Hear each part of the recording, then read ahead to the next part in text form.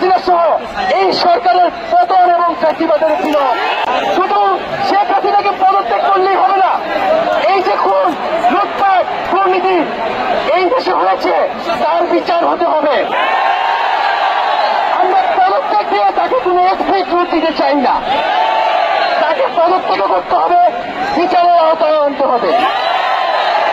এবং শুধু শেখ হাসিনা নয়, পুরো মন্ত্রী পরিষদ, সরকার সবাইকে পদত্যাগ করতে হবে। এবং এই যে রেজিম, এই যে ফ্যাসিবাদী শাসন ব্যবস্থা, এটাকে বিলোপ করতে হবে।